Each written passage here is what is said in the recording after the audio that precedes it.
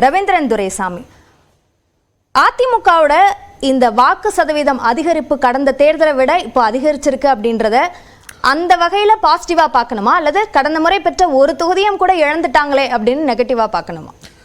கடந்த முறையை விட அவங்க வாக்கு சதவீதம் மக்களவை தேர்தலோட ஒப்பிடும்போது அதிகரிச்சிருக்காங்கன்னு KP பழனிசாமி அவர்கள் சொல்றது உண்மைதான். ஆனால் அந்த இடத்துக்குள்ளே தனித்து போட்டியிட்டோம் என்ற வார்த்தையை தன் அறிக்கையில் ஐயா எடப்பாடி பழனிசாமி அவர்கள் சொல்கிறது முழு பூசணிக்காயை சோத்தில் மறைக்கிறது. கடந்த முறை 2024 ஆண்டு மக்களவை தேர்தலுக்கு முன்னாடி நான் சொன்னது 1% பலம் கொண்ட ஒரு கட்சி கூட எடப்பாடி பழனிசாமி தரப்பினோட கிளைமை மதித்து கூட்டணிக்கு வரமாட்டாங்கன்னு சொன்னேன். இப்பவும் அவர் சொல்லக்கூடிய வார்த்தையில் அந்த டேட்டா படி KP முனுசாமி அவர்கள் சொல்கிறது சரிதான்.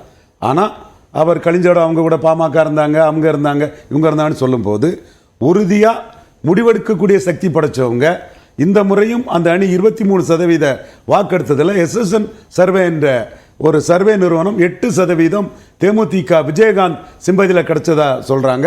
என்னோட அனுமானப்படி ஒரு 6% விஜயகாந்த் அவர்களோட சிம்பதியில் இல்ல. இப்போ விஜயகாந்தோட சிம்பதியில கிடைச்சிருக்கு அப்படின்னா திரு விஜய் பிரபாகர் ஜெயிச்சிருக்கணும்ல. விஜய் பிரபாகர் மட்டும்தான் அங்க வெற்றி தோல்வி அளவுக்கு நெருங்கி வந்தார், வேற யார் நெருங்கி வந்தாங்க? அதுதான் விஜயகாந்துக்கு சிம்பதிக்கே அங்க உதாரணம். அதிமுகவில் யாரும் ஜெயிக்கலையே, கிருஷ்ணசாமியும் ஜெயிக்கலையே. கிருஷ்ணசாமி அந்த கூட்டணி இல்லைன்னா இன்னும் சில தொகுதிகளில் டெபாசிட் போயிருக்குங்கிற தகவல் தான் இருக்குது. எனிவே மற்ற விமர்சகர்கள் ஒரு கருத்தை சொல்லலாம். மீண்டும் நான் சொல்கிறேன், முடிவெடுக்கக்கூடிய அரசியல் கட்சிகள், இந்த கூட்டணிக்கு போகலான்னு முடிவெடுக்கக்கூடிய அரசியல் கட்சிகள் யாரும் 17% பலத்திற்கு மேல் எடப்பாடி பழனிசாமியை மதிக்க மாட்டாங்க. ஆனால் அவர் 20.5 டேட்டா படி எடுத்திருக்கிறார். அதில் எந்த மாற்றமும் இல்லை. உண்மை, அவருக்கு கிளைம் டேட்டா படி கரெக்டு தான். KP முனுசாமி சொல்கிறது கரெக்டு தான். ஆனால் குறித்து வச்சுக்கிடுங்க, எந்த ஒரு அரசியல் கட்சியும் 17% மேலே அவரை மதிக்க மாட்டாங்க.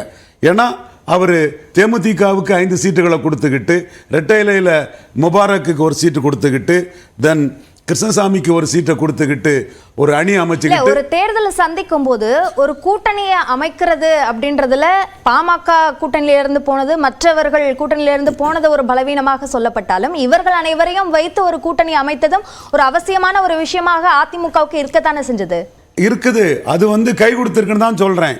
இன்னொன்று, இது ரெட்டலையை வச்சு உள்ள தேர்தல் இல்லை, 10.5% வச்சு உள்ள தேர்தல். 2019 ஆண்டு எடப்பாடி தொகுதியில் 8000 ஓட்டு ரெட்டையில வாக்கு குறைவு. ஆனால் இன்னைக்கு 50,000 வாக்கு குறைவு. பாமக பலகீனப்பட்டிருக்குது. எடப்பாடி பழனிசாமிக்கு அந்த 10% அறிவித்த சமூகத்திலிருந்து மிகப்பெரிய ஆதரவு கிடைச்சிருக்கு. அதே மாதிரி தென் மாவட்டத்தில் அந்த 10% பெரிய பாதிப்பை ஏற்பட்டிருக்கு. இன்னும் சொல்லப்போனால் அந்த 10% பாதிக்கப்பட்ட நான் தொடர்ந்து போராடக்கூடிய சமூகங்கள் எடப்பாடிக்கு எதிராக போயிருக்காங்க. 10% கொடுத்தாருங்கிற அடிப்படையில் 19 8000 ஓட்டு கீழே இருந்த எடப்பாடியில் இன்னைக்கு 50,000 ஓட்டு அதிகம் வந்திருக்குதுன்னு சொன்னால் அங்கே ரெட்டையில பேசலை. நமக்கு 10 தந்தாரு, அவருக்கு வாக்களிக்கணும்னு வாக்களிச்சிருக்காங்க. 19ஆம் ஆண்டுக்கு பிறகு நடந்த இந்த ஆட்சியில் 10% ஒரு குறிப்பிட்ட ஜாதிக்கு இடஒதுக்கீடை கொடுத்தாரு. அதோட லூசர்ஸ் அண்ட் கெய்னர்ஸ், பயனாளிகள், பாதிக்கப்படுபவர்கள், அதுதான் இன்னைக்கு ரிஃப்ளெக்ட் ஆயிருக்கு.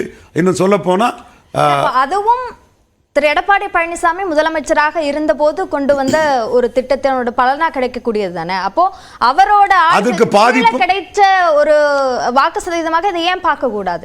அதுதான் நடந்திருக்குன்னு சொன்னேன். ரெட்டேலயத்தில் பலனடையாத ஜாதிகள் எதிராக போயிட்டாங்க. 19ஓட ரொம்ப மோசமா தென் மாவட்டத்தில் 35% வாக்குகளை திருநெல்வேலியில் மனோஜ் பாண்டே எடுத்தாரு. ஆவரேஜோட நல்ல வாக்களை தன் செல்வாக்கால மனோஜ் பாண்டே எடுத்தாரு. அந்த இடத்துல டெபாசிட் போயிருக்கு. தூத்துக்குடியில் டெபாசிட் போயிருக்கு, கன்னியாகுமரியில் டெபாசிட் போயிருக்கு.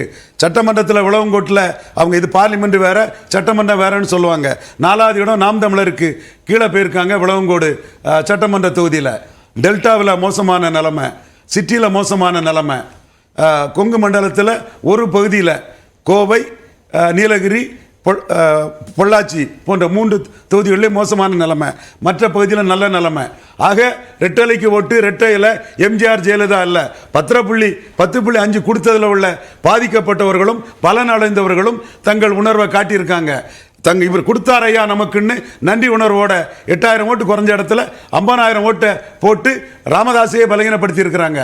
ஆனா இவர் ஜாதிவாரி கணக்கெடுப்பு நடத்தாமல் அநீதி இவர் திரு எடப்பாடி பழனிசாமி சொல்லக்கூடிய விஷயம் என்னன்னா, கடந்த தேர்தலை விட இப்ப கூடுதலாக வாக்குகள் பெற்றோம் அப்படின்றது கூடுதல் சவால்கள், மற்ற கட்சிகளை விட கூடுதலான சவால்கள் நாங்க வாங்கியிருக்கோம். மற்ற கட்சிகளை விடன்னு சொன்னா அதை கம்பேரிசன்ல நாம் தமிழர் இந்தியாவிலே மிக சிறப்பாக இருக்கிறாங்க.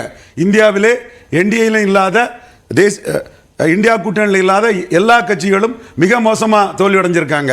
சிரமணி அகாலிடல் பாதிக்கும் கீழே போயிட்டாங்க, மாயாவதி பாதிக்கும் கீழே போயிட்டாங்க, இவர் சந்திரசேகர் ராவ் பாதிக்கும் கீழே போயிட்டாங்க, ஹரியானாவில் லோக்கல் கட்சிகள் காணாமல் போயிட்டாங்க. அவர் சொன்ன வார்த்தைக்கு தான் சொல்றேன், இந்தியாவிலே நாம் தமிழர் கட்சி மட்டும்தான் 2 மடங்குக்கு மேல, சுமார் 2.5 மடங்கு 3.8 எடுத்தவங்க 8.2 எடுத்திருக்காங்க. மற்ற கட்சிகள்ங்கிற வார்த்தையை அவர் சொல்லும் போது நாம் தமிழர்ங்கிற கட்சி இன்னைக்கு அங்கீகாரம் பெற்றிருக்கு. அதை அவர் விடுத்துட்டு சொல்றது செருப்புக்கு தக்கன காலை வெட்டுற மாதிரி தன் வசதிக்கு தக்கன அந்த வார்த்தையை சொல்றாருங்கிறத தான் சொல்றேன். இன்னொன்று தனித்து போட்டிட்டுங்கிற அறிக்கையில் தேமுதிக கூட்டணியில் இருந்ததுங்கிற மறைக்கிறாரு. தேமுதிக கான்ட்ரிபியூஷன் மிக பெரிய அளவில் இருக்குங்கிறது அரசியல் அரங்கத்தில் உள்ள எல்லா முடிவெடுக்கக்கூடிய பிளேயர்ஸான அரசியல் கட்சிகளுக்கு தெரியும். தம்பி அக்னீஸ்வரம் மறுக்கலாம், அது அவர் உரிமை. ஆனா திரு எடப்பாடி பழனிசாமி சொல்லும் போதும் பிரச்சாரத்தை நான் மட்டும் மேற்கொண்ட, ஆனா பிரேமலதா விஜயகாந்த் அவர்களும் மேற்கொண்டாங்க அப்படின்றதையும் சொல்லியிருக்காரு. எஸ், இந்த பிரச்சனையை நாம கிளப்பின போறதுதான் ரெண்டாவது பிரேமலதா அம்மையார் பிரச்சனை பிரச்சாரம் எஃபெக்டிவா இருந்துன்னு நாம பேசின பிறகு திரும்ப அவர் அங்கீகரிச்சிருக்காரு. அது நாகரிகமான அரசியல். அந்த அம்மையாருக்குள்ள உரிய இடத்தை அவர் கொடுத்ததை நான் பாராட்டுறேன். ஆனா கான்ட்ரிபியூஷனும் அவங்க பெரிய அளவில் இருந்தது. இதை வச்சு தான் மற்ற அரசியல் கட்சிகள் கூட்டணி அவர் அமைச்சுக்கிட மாட்டார் 2026 என்றாலும் வரக்கூடியவங்களுக்கு அந்த மாதிரி தான் அவர் கொடுத்தாகணுங்கிறதா என்னோட கணிப்பு. 24 அவர் கூட்டணி அமைச்சுக்கிட மாட்டாருங்கிறத சொன்னோம். அதே மாதிரி தான் 26 அவருக்கு இருக்கும். இந்த கிளைம் அவர் வைக்கலாம், இந்த கிளைம் அவர் வச்சுக்கிட்டே இருக்கலாம், அது அவர் உரிமை. சரி திரு அக்னேஸ்வரன், இப்போ திமுக பாஜகவை விட அதிமுக தான் அதிக வாக்குகள் பெற்றிருக்கு இந்த தேர்தலில் அப்படின்றத எந்த அடிப்படையில் சொல்றாரு? இப்போ சவால்கள் என்ற அடிப்படையில் வைத்துக் கொண்டால் கூட நாம் தமிழர் சந்தித்த சவால்கள் இன்னும் அதிகம் தானே அப்படின்னு சொல்றாரு திரு வேந்தன் துரைசாமி. அதாவது கணக்கு அப்படின்னு போடுகிற போது அண்ணன் ரவீந்திரன் துரைசாமி அவர்கள் போட்ட பாதையிலே நானும் பயணிக்கணும்னு நான் நினைக்கிறேன். என்ன சொல்றாருன்னா, அதிமுக கூட தேமுதிக இருந்தது, அப்போ தேமுதிக வாங்கின வாக்குகள் தானே இது அப்படிங்கிறார். அதே கணக்கு பாஜகவுக்கும் பொருந்தும்ல. பாஜக ஒரு தவறான ஒரு போலி பிம்பத்தை இன்னைக்கு தமிழ்நாட்டில் மட்டுமில்லை இந்தியா முழுவதும் கட்டமைச்சிருக்கு. எப்படின்னா, தமிழ்நாட்டில் பாரதிய ஜனதா 18% வாக்குகளை வாங்கிருச்சு அப்படின்னு சொல்றாங்க. அதுவே முதல்ல முற்றிலும் பொய்யான ஒரு செய்தி. ஏன் தெரியுமா? அது வாங்கின வாக்குகள் வெறும் 5% தான். பாட்டாளி மக்கள் கட்சி 4% போன தேர்தலில், இப்ப அது 5%. அதே மாதிரி திரு டிடிவி தினகரன் அமமுக போன தேர்தலில் 2.5%, இப்ப அது 3%. அப்ப இதெல்லாம் கணக்கு போட்டு திரு தேவநாதன் யாதவ், திரு ஜான் பாண்டியன், வேலூர்ல 2ஆம் இடத்துக்கு போன புதிய கட்சி ஏசி சண்முகம் அவர்கள், புதிய நீதி கட்சி, ஆக இவங்களுடைய வாக்குகள் எல்லாம் சேர்த்து அது பாரதிய ஜனதா வாக்குன்னு சொல்லுகிற போது நீங்க சொன்னா அது பாரதிய ஜனதா வாக்கு, அப்ப நாங்க சொன்னா அப்ப 2021 அதிமுக வாங்கிய வாக்குகள் 34%. இன்றைக்கு 2019 19%, இன்னைக்கு 20.5, ஆக 21%. அன்னைக்கு முதலமைச்சர் எடப்பாடி பழனிசாமி, இன்னைக்கு எதிர்க்கட்சி தலைவர் எடப்பாடி பழனிசாமி, கட்சியின் பொதுச் செயலாளர் ஒற்றை தலைமைக்கு வந்துச்சா?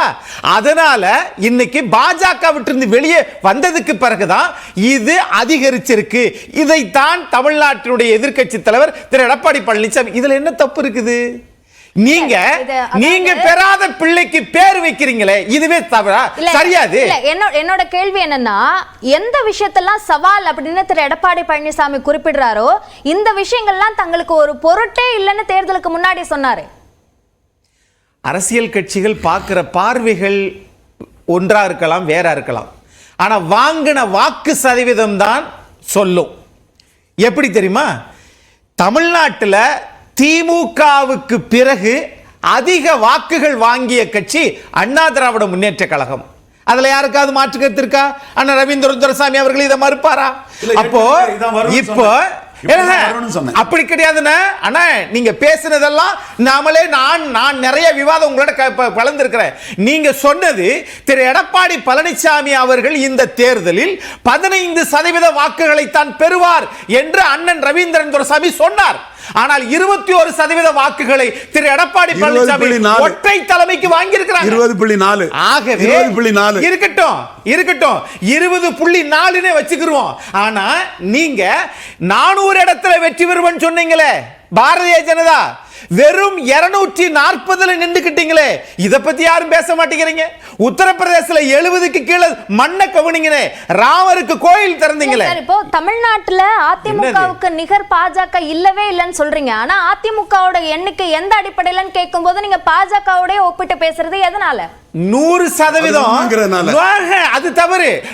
நான் தவறா பேசினா நான் ஒத்துக்கிறேன், நான் திருத்திக்கிறேன். ஆனா இல்லாத பொய்யை இன்னொருத்தவங்க கூட்டணியில சேர்ந்ததனுடைய பலனை இவங்க அனுபவிச்சுக்கிட்டு, சரி திமுக வாங்கிய வாக்குகள் 1,17,00,000, அண்ணா திமுக வாங்கிய வாக்குகள் 1,57,000.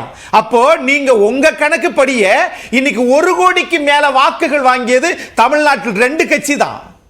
அப்போ அந்த கட்சியினுடைய கணக்கு, நான் கூட்டணிகளை பத்தி பேசல, அண்ணா திமுகவினுடைய வாக்குகளை பத்தி பேசுறேன். இவங்களுடைய நோக்கம் பாரதிய ஜனதா இங்கு காலூன்ற வேண்டும். அதற்கு கூட்டணி கட்சிகளுடைய கணக்கு இன்னைக்கு செய்தித்தாள்ல சொல்லிருக்காங்க. நோக்கம் அதுவா இருக்குன்னு நினைக்கிறீங்க? யாரோட நோக்கம் பாஜக இங்க காலூன்றணும்னு நினைக்குதுன்னு சொல்றீங்க? சொல்றாங்களே பாஜக வாங்கிய வாக்கு சதவீதம் 18 சொல்றதே மிகப்பெரிய பொய்ய கட்டவிழ்த்து இல்லையா? இது மாயை இல்லையா? நீங்க 2021 வாங்கிய வாக்குகள் 2.5%. இன்னைக்கு நீங்க பாரதிய ஜனதா வாங்கிய வாக்குகள் வெறும் 5% தான். அப்ப பாட்டாளி மக்கள் கட்சிக்கு வாக்குகளே இல்லையா? டிடிவி தினகரன் அவர்களுக்கு வாக்குகள் இல்லையா? வாக்குகள் இல்லாத கட்சியை தானே நீங்க சேர்த்தீங்களா? அப்ப இதில் முரண்பாடா இல்ல?